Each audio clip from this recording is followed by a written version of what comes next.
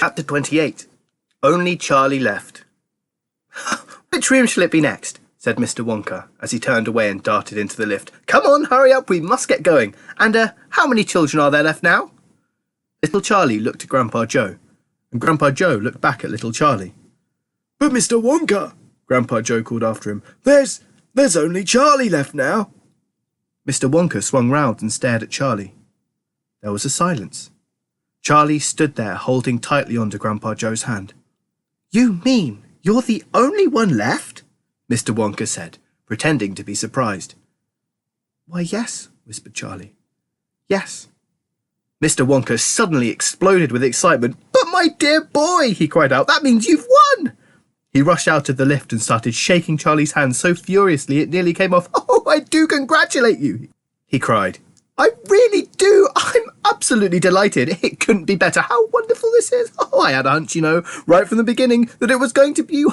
Oh, well done, Charlie, well done. This is terrific. Now, the fun is really going to start. We mustn't dally. There's even less time to lose now than there was before. We have an enormous number of things to do before the day's out. Oh, just think of the arrangements that have to be made and the people we have to fetch.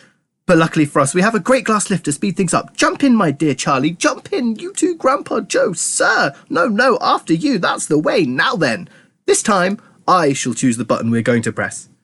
Mr. Wonka's bright twinkling blue eyes rested for a moment on Charlie's face. Something crazy is going to happen now, Charlie thought. But he wasn't frightened. He wasn't even nervous. He was just terrifically excited. And so was Grandpa Joe. The old man's face was shining with excitement as he watched every move that Mr. Wonka made. Mr. Wonka was reaching for a button high up on the glass ceiling of the lift. Charlie and Grandpa Joe both craned their necks to read what it said on the little label beside the button. It said, "Up and Out." "Up and out," thought Charlie. "What sort of a room is that?" Mr. Wonka pressed the button. The glass doors closed. "Hold on!" cried Mr. Wonka. Then wham! The lift shot straight up like a rocket. "Yippee!" shouted Grandpa Joe. Charlie was clinging to Grandpa Joe's legs, and Mr. Wonka was holding onto a strap from the ceiling. And up they went, up, straight up this time, with no twistings or turnings. And Charlie could hear the whistling of the air outside as the lift went faster and faster. "Yippee!" shouted Grandpa Joe again. "Yippee! Here we go!" "Faster!" cried Mr. Wonka, banging on the wall of the lift with his hand. "Faster! If we don't go any faster than this, we shall never get through." "Through what?" shouted Grandpa Joe. "What have we got to get through?"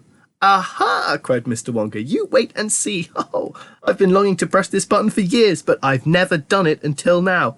I was tempted many times. Oh, yes, I was tempted, but I couldn't bear the thought of making a great big hole in the roof of the factory.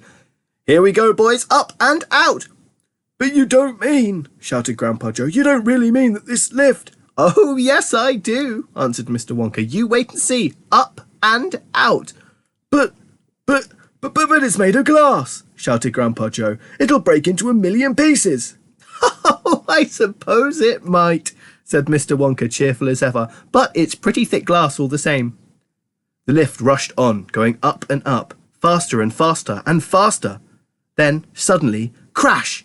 And the most tremendous noise of splintering wood and broken tiles came from directly above their heads. And Grandpa Joe shouted, "Help! It's the end! We're done for!" And Mr. Wonka said, No, we're not. We're through. We're out."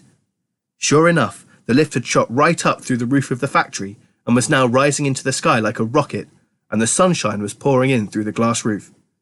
In 5 seconds, they were 1,000 feet up in the sky. "The lift's gone mad!" shouted Grandpa Joe. "Have no fear, my dear sir," said Mr. Wonka calmly, and he pressed another button. The lift stopped.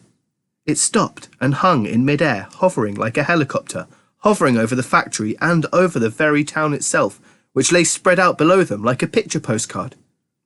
Looking down through the glass floor on which he was standing, Charlie could see the small, faraway houses and the streets and the snow that lay thickly over everything.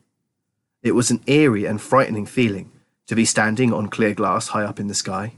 It made you feel as though you weren't standing on anything at all. "Are you all right?" cried Grandpa Joe. "How does this thing stay up?" "Sugar power," said Mr. Wonka. 1 million sugar power. Oh, look," he cried, pointing down. "There go the other children. They're returning home."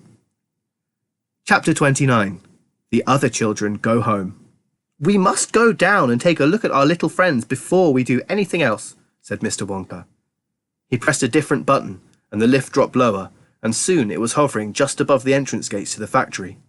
Looking down now, Charlie could see the children and their parents standing in a little group just inside the gates. I can only see 3, he said. Who's missing? Oh, I expect it's Mike TV, Mr. Wonka said, but he'll be coming along soon. Do you see the trucks? Mr. Wonka pointed to a line of gigantic covered vans parked in a line nearby. Yes, Charlie said. What are they for? Don't you remember what it said on the golden tickets? Every child goes home with a lifetime supply of sweets. There's 1 truckload for each of them, loaded to the brim. Mr. Wonka went on. And there goes our friend Augustus Gloop. Do you see him? He's getting into the first truck with his mother and father. You mean he's really all right? Asked Charlie, astonished. Even going up that awful pipe? He's changed very much all right. He's changed, said Grandpa Joe, peering down through the glass wall of the elevator. He used to be fat. Now he's thin as a straw. Of course he's changed, said Mr. Wonka, laughing. He got squeezed in the pipe, don't you remember? And look, there goes Miss Violet Beauregard, the great gum chewer. It seems as though they managed to dejuice her after all. Oh, I'm so glad. And how healthy she looks. Much better than before. But she's purple in the face, cried Grandpa Joe. Oh, so she is, said Mr. Wonka. Ah, well, nothing we can do about that. Good gracious, cried Charlie. Look at poor Veruca Salt, and Mr. Salt, and Mrs. Salt. They're simply covered with rubbish. Oh, and here comes Mike TV, said Grandpa Joe. Good heavens, what have they done to him? He's about 10 feet tall and as thin as a wire. They've overstretched him on the gum-stretching machine, said Mr. Wonka. How very careless. Oh, how dreadful for him, cried Charlie. Oh, nonsense, said Mr. Wonka. He's very lucky. Every basketball team in the country will be trying to get him. But now, he added, it's time we left those 4 silly children. I have something very important to talk to you about, my dear Charlie. Mr. Wonka pressed another button, and the lift swung upwards into the sky. Join us tomorrow for Chapter 30, Charlie's Chocolate Factory.